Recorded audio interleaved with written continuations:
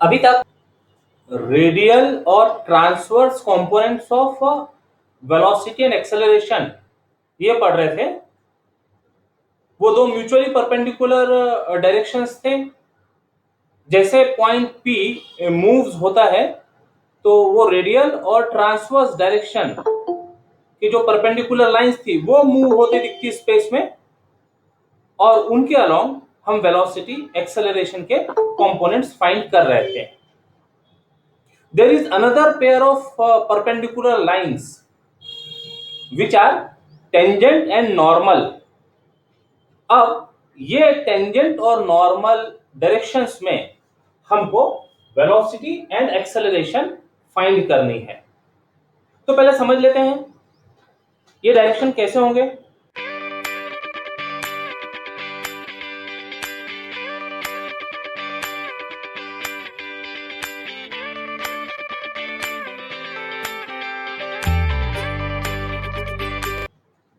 Suppose हमने कोई एक कर्व लिया, X axis, Y axis, origin, curve का कुछ नाम दे दिया gamma.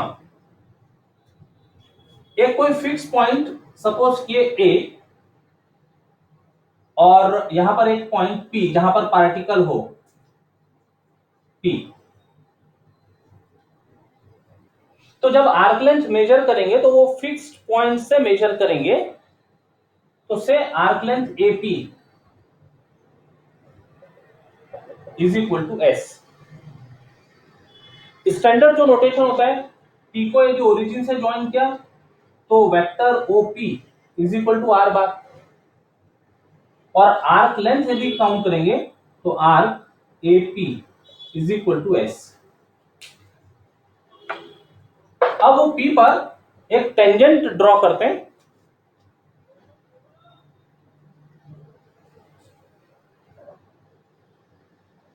PT tangent at P making an angle Sai.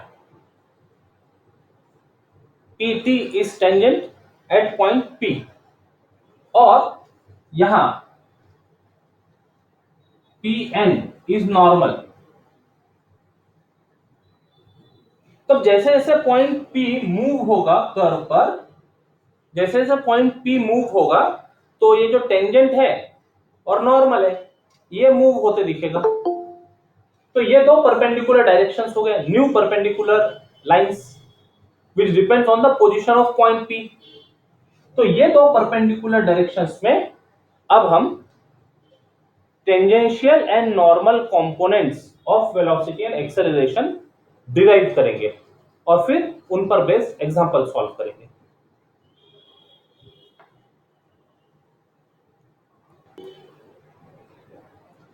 Question हो सकता है derive tangential and normal components of velocity and acceleration. तो उसके लिए ये जो एक्सप्लेनेशन है इसके साथ साथ का जो लिटरेचर है वो सब लिखना होगा। देख लेते एक बार। कंसीडर अ कर्व गैमा इन xy plane along which particle p is moving. Take A as fixed point from where we measure the distance of point P along the curve. Let r bar be the position vector of point P. तो जब position vector की बात करते हैं तो ये P का distance origin से is position vector r bar, that means OP bar is equal to r bar. और जब आर्क लेंथ की बात कर रहे हैं तो ये फिक्स पॉइंट से distance AP is s, arc length s। Let arc length AP is equal to s। अब जैसे जैसे पॉइंट P मूव कर रहा है डिपेंडिंग ऑन टाइम t, तो ये आर्क लेंथ चेंज होगा, नेचुरली पोजीशन वेक्टर भी चेंज होते चले जाएगा। तो we can say equation of curve s r bar is equal to r bar s। अब P पर एक टेंजेंट ड्रॉ करते हैं PT which makes an angle psi with positive x axis, और PN is normal to the point P। ये दो perpendicular directions पे unit vector denote कर लेते हैं T बार along PT और N बार along PN। अब जैसे जैसे पॉइंट P मूव होते चले जाएगा तो ये जो पेयर है T बार और N बार की, ये मूव होते दिखेंगे। यदि ये N बार है, ये सॉरी ये T बार है और ये N बार है, तो P के अकॉर्डिंगली ये पेयर मूव होते दिखेंगे with respect to time T and hence with respect to S also, arc length भी चेंज होगा। ये सब मेंशन कर दिया। Now unit tangent vector is given by velocity vector upon its magnitude, dr bar by dt upon magnitude of dr bar by dt। तो dr bar by dt upon magnitude of velocity is speed ds by dt, और parametric differentiation से this is equal to dr bar by ds। Unit tangent vector is dr bar by ds, ये इसका derivative with respect to s gives unit tangent vector. T bar N bar depend कर रहे हैं time पर and hence arc length पर, तो T bar का derivative with respect to S ये फ्रेनेट सीरेट फॉर्मूले से मिलता है, dt bar by ds is equal to kappa N bar unit normal vector. इसको नंबर दे दिया कुछ, where kappa is 1 by rho which is radius of curvature। kappa is called curvature and rho is called radius of curvature। जो फ्रेनेट Serret फॉर्मूले की बात कर रहे थे वो डिफरेंशियल ज्योमेट्री से मिलते हैं और वहीं से कुछ और रिजल्ट मिलते हैं। तो by differential geometry radius of curvature is given by ds by d psi। Number देते चलते हैं। Now let us denote v bar and a bar as the velocity and acceleration of the particle at time t respectively। then v bar is equal to dr bar by dt। अब यहां arc length introduce करने के लिए chain rule use कर रहे हैं, dr bar by ds into ds by dt। तो this dr bar by ds is nothing but unit tangent vector, ये मल्टीप्लिकेशन का डॉट है, और ds by dt derivative with respect to time t is denoted by dot on the symbol over the symbol. तो s dot, तो ये dot और ये dot दोनों थोड़ा अलग दिखने देना। यूनिट टेंजेंट वेक्टर के टर्म में वेलोसिटी वेक्टर अपीयर हो रहा है, नॉर्मल वेक्टर नहीं है, तो हम लिख सकते हैं विथ 0 n बार। तो दोनों यूनिट वेक्टर्स आ गए, टेंजेंट वेक्टर और नॉर्मल वेक्टर। तो जो tangent vector unit tangent vector का कंपोनेंट है ये कहलाएगा टेंजेंशियल कंपोनेंट ऑफ वेलोसिटी, और यूनिट नॉर्मल वेक्टर का जो कंपोनेंट है ये कहलाएगा normal component of the velocity. उनको सिंबल दे रहे v suffix t v suffix n। तो ऑर्डर्ड पेयर में लिख सकते हैं, वेक्टर क्वांटिटी को ऑर्डर्ड पेयर में लिखा, what is vt s dot vn is 0। तो vt is tangential component of velocity which is s dot, vn is normal component of velocity which is 0। इसका मतलब पूरी की पूरी जो वेलोसिटी है वो हमको टेंजेंशियल कंपोनेंट पर एक्ट होते दिख रही है, नॉर्मल कंपोनेंट में कुछ भी नहीं है। तो this shows that velocity of particle is always along the tangent to the curve। Magnitude की बात कर लेते हैं।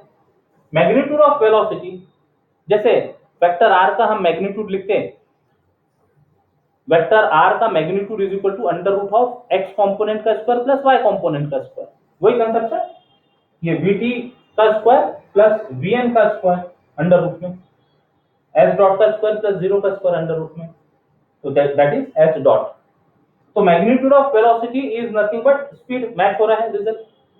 और एक और तरीका है वेलोसिटी का मैग्नीट्यूड फाइंड करने के लिए, यहां यदि हम मैग्नीट्यूड ले लें तो magnitude of v bar is equal to magnitude of s dot t बार।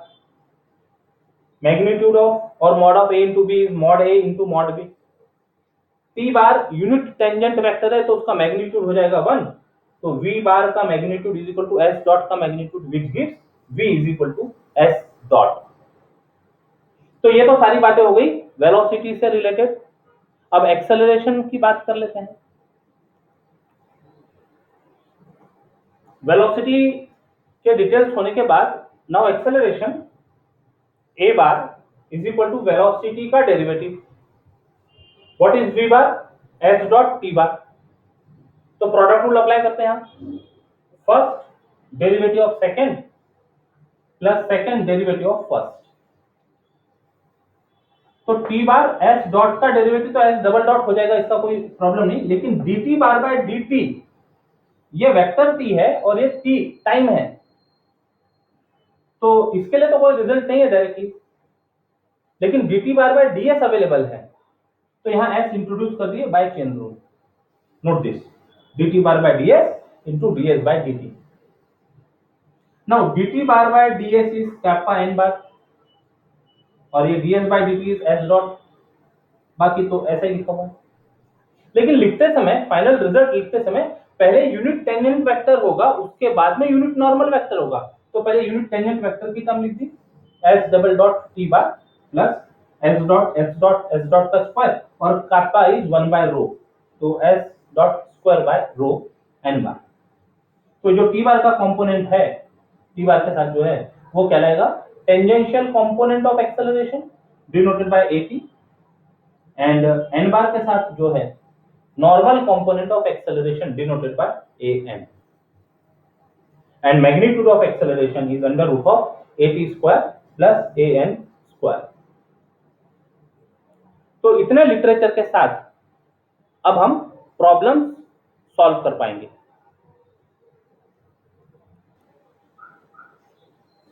जो कुछ अभी तक के हमने रिजल्ट्स डिराइव किए उसका एक समरी लिस्ट तैयार कर लिए। समरी लिस्ट में r bar is function of s, unit tangent vector is dr bar by ds, dt bar का t बार का derivative with respect to arc length is kappa n bar, kappa is 1 by rho, rho is equal to ds by d psi। फिर velocity का derivation किया था तो वहां से tangential velocity is s dot, normal velocity is 0, magnitude of velocity is s dot, acceleration का derivation में से tangential acceleration is s double dot, normal acceleration is s dot square by rho, and magnitude of acceleration is under root of at square plus an square। Now example 1, a point moves along with the axis of a cycloid, equation है s is equal to 4a sin psi। अब ये जो equation है ना, ये standard equation है, जैसे circle की इक्वेशन बोलने से हमको x square plus y square equal to r square ध्यान में आता है, इलिप्स की equation x square by a square plus y square by b square equal to 1। वैसे साइक्लॉइड की equation s is equal to 4a sin psi, ये याद रखेंगे। प्रॉब्लम में दिया हो इक्वेशन तो अच्छी बात, नहीं दिया हो तो ये स्टैंडर्ड इक्वेशन ब्रैकेट में लिख दिया इसको हमने, ठीक है। तो point moves with the axis of cycloid in such a manner that tangent at it rotates with a constant angular velocity omega. अब यहां जो एंगल है वो एंगल है साई। एंगुलर वेलोसिटी के लिए अभी तक हम d थीटा बाय dt लिखते थे और उसको ओमेगा से डिनोट करते थे। अब इस केस में relation between arc length and angle made by tangent, ये स्टैंडर्ड सिंबल है। तो जब एंगुलर वेलोसिटी की बात होगी, ये कांस्टेंट एंगुलर वेलोसिटी की बात होगी, तो that will be d psi by dt is equal to omega. फिर show that acceleration of the moving point is constant in magnitude, acceleration का मैग्नीट्यूड कांस्टेंट शो करना है। तो जो डेटा दिया हुआ है उसको लिखते हैं, क्या फाइंड करना है देखते हैं। Solution, given path is s is equal to 4a sin psi, number 1। also angular velocity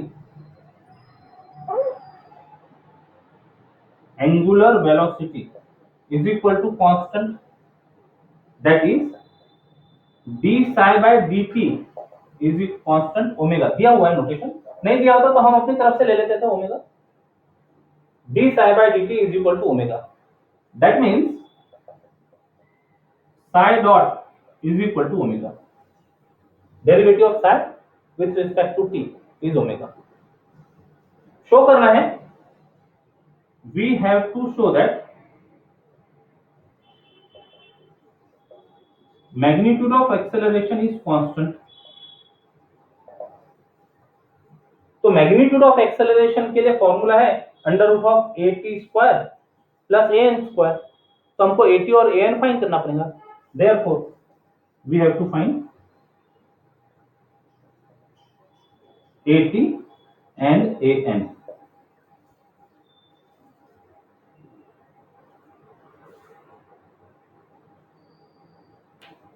A t का formula s double dot derivative of s with respect to t, 2 times second order derivative.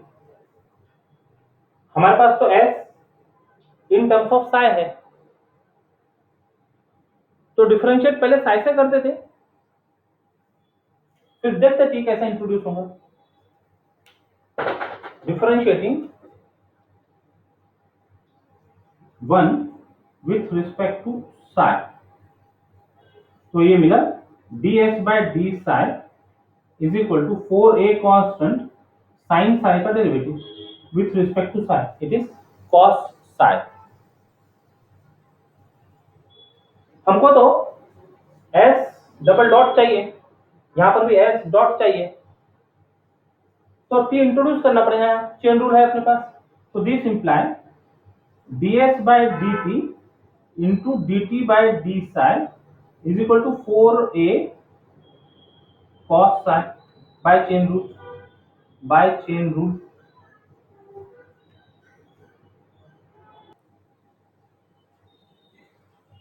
ds by d psi में t introduce कर दिए थे, और फिर this is s dot dt by d psi, ये इसका reciprocal दिख रहा है, ये ओमेगा है, तो रेसिप्रोकल होगा 1 by omega equal to 4a cos psi। Omega को उधर शिफ्ट कर देते, तो s dot is equal to 4a omega cos psi number दे दिया।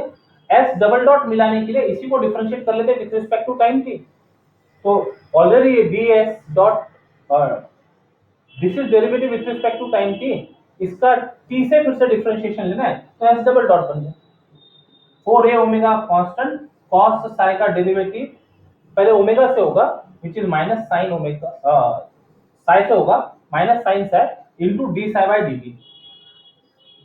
d psi by dt is omega, पहले से एक ओमेगा है तो ओमेगा स्क्वायर, बाकी की term minus 4a sin psi as it is, s double dot हो गया।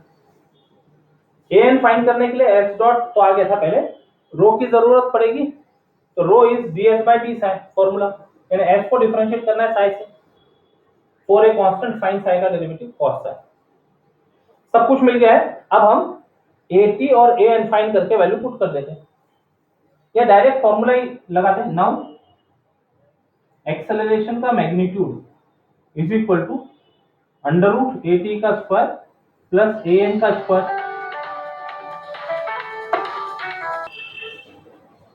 तो फॉर्मूले में रखते चले जाते वैल्यूज। at, तो magnitude of acceleration is at का फॉर्मूला था s डबल डॉट इसका स्क्वायर प्लस an का फॉर्मूला है s dot square by rho इसका स्क्वायर। अलग अलग से जरूरत नहीं थी, डायरेक्ट वहीं पर वैल्यू पुट करके भी काम हो जाएगा। अब this is equal to under root of s double dot, ये है तो minus 4a omega square sine psi इसका स्क्वायर हो गया प्लस s डॉट का स्क्वायर यानी s डॉट का पावर 4 अपॉन रो स्क्वायर, या पहले यही वैल्यू पुट कर देते s डॉट का स्क्वायर यानी ये term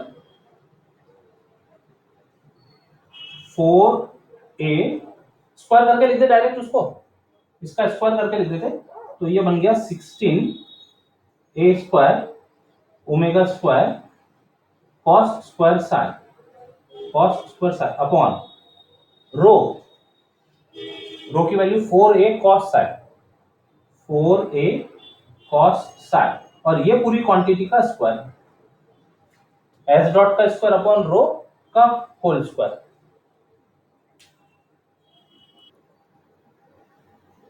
magnitude of acceleration is equal to under root में 16a स्क्वायर ओमेगा का power 4 sine square Sai.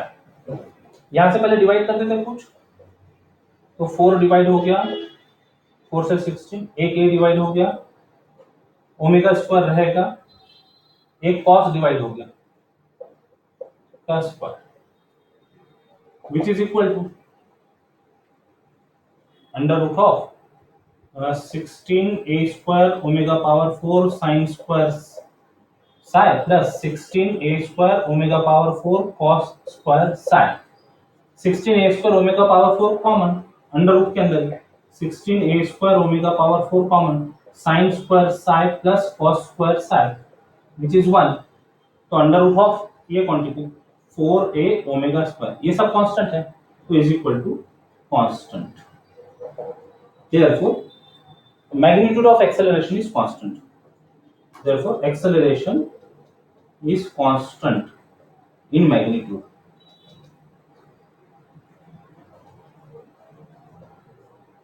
This completes the solution.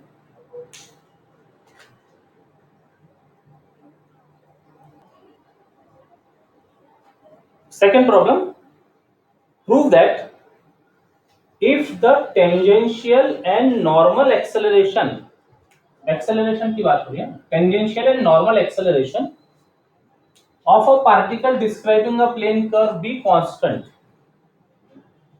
at and an are constant throughout the motion।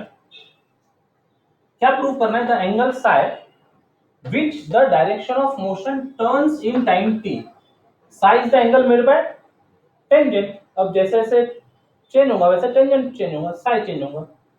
तो this psi is given by a log of bt plus 1 where a and b are some constant। तो जो data दिया हुआ है वो पहले लिख लेते हैं। we are given that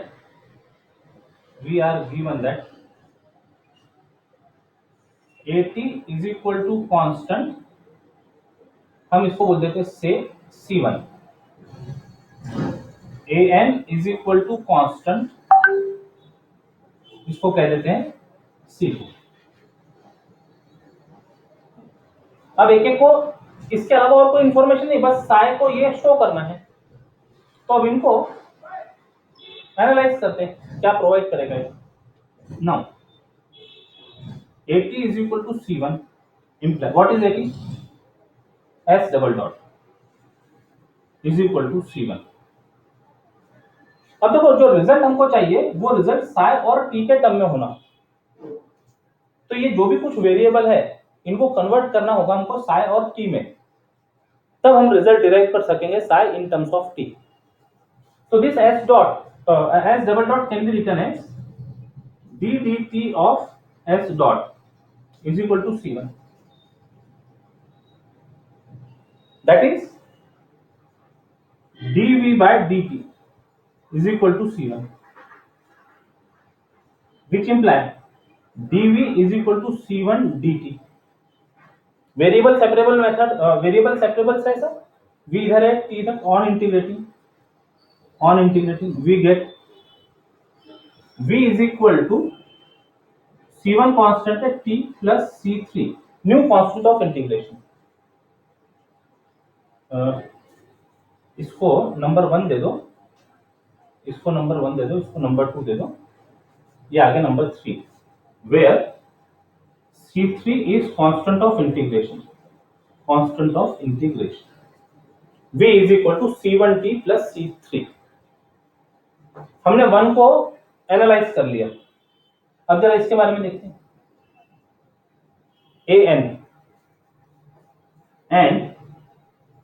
an is equal to c2 means an means s dot square by rho, s dot square by rho put करते हैं, s dot square by rho is equal to c2। s dot मतलब v, तो this implies v square is equal to c2 rho।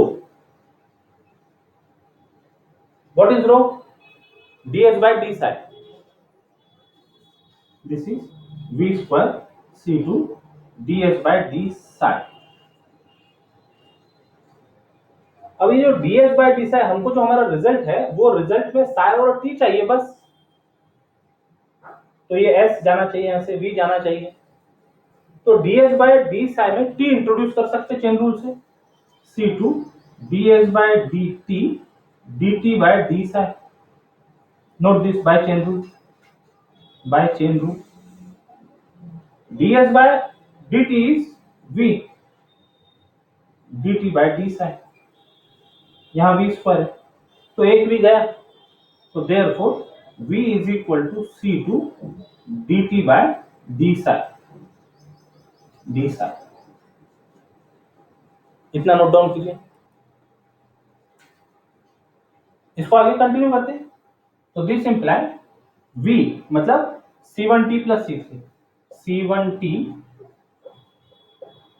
Plus C3 is equal to C2 dt by d psi।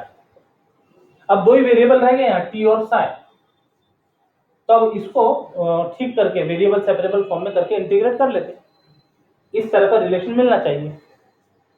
तो dt तो ऊपर है, रहने दो, d psi को ले आते इधर, तो दिस इंप्लाई d psi, अब ये t से रिलेटेड टर्म है, इसको सब t के पास ले जाते हैं, C2 upon C1t plus C3 dt, this is in variable separable form, this is in variable separable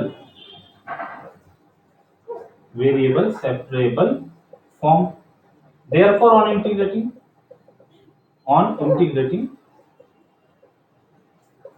we get, जहां जो वेरिएबल उससे हमको इंटीग्रेट करना है, जहां जो वेरिएबल है तो इसका इंटीग्रेशन हो गया psi, इसका इंटीग्रेशन, तो C2 तो कांस्टेंट है 1 अपॉन, अच्छा integration of d psi, C2 constant है C1t plus C3 dt plus constant of integration 4 C4, ये बाद में भी लिखा जा सकता है, ये इवैल्यूएट करने के बाद में लिखा जा सकता है, ठीक है। This imply psi is equal to C2, इसका इंटीग्रेशन, देखो t से इंटीग्रेट कर रहे हैं 1 अपॉन t के टर्म में एक्सप्रेशन है, तो 1 अपॉन x का इंटीग्रेशन x से log x, तो ये कुछ उसी तरह से बनेगा log of C1t plus C3, लेकिन t का कोएफिशिएंट 1 नहीं है, अपॉन करना पड़ेगा इसको C1 से, plus C4 where C4 is constant of integration, where C4 is constant of integration, ठीक, दैट इज, इसको ठीक से लिख लेते हैं, that is psi is equal to C2 upon C1 log of C1t plus C3 plus C4, number क्या था, इसको कंटिन्यू कर दो या स्टार दे देते, चलो। अब ये कांस्टेंट ऑफ इंटीग्रेशन फाइंड करना है, तो कांस्टेंट ऑफ इंटीग्रेशन फाइंड करने के लिए इनिशियल कंडीशन इंपोज करते, मतलब जब टाइम शुरू होने का होगा तो वो जो टेंजेंट है वो बनना शुरू होने की होगी, मतलब साई एंगल 0 रहा होगा, तो initially when t is 0 psi is 0, ये इनिशियल कंडीशन इंपोज करते हैं to find C4, imposing initial condition on star, that is psi is 0 when t is 0, रखो यहां पर, तो 4 imply psi is 0 C2 by C1 log of t 0 से 0 हो गया, तो C3 बचा प्लस C4, t 0 तो बस C3 बचा, therefore C4 is equal to minus C2 by C1 log of C3, put कर दो यहां पर, put in star, we get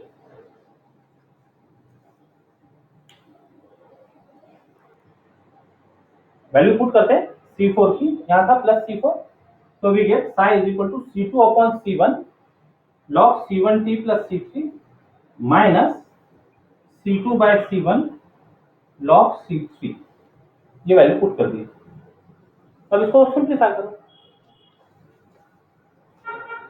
this is equal to C2 by C1 common है, log of C1t plus C3 minus log C3, C2 by C1 log a minus b के form में है, log C1t plus C3 upon C3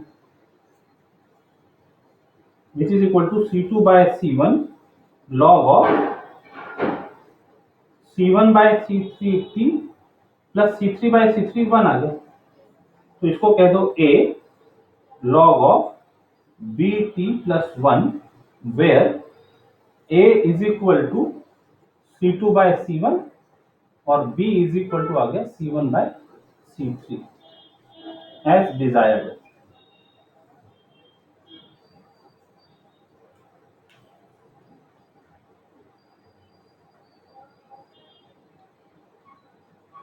इसके और भी problem book में है, solve example, वो आपके लेवल पे सॉल्व करने की कोशिश कीजिएगा।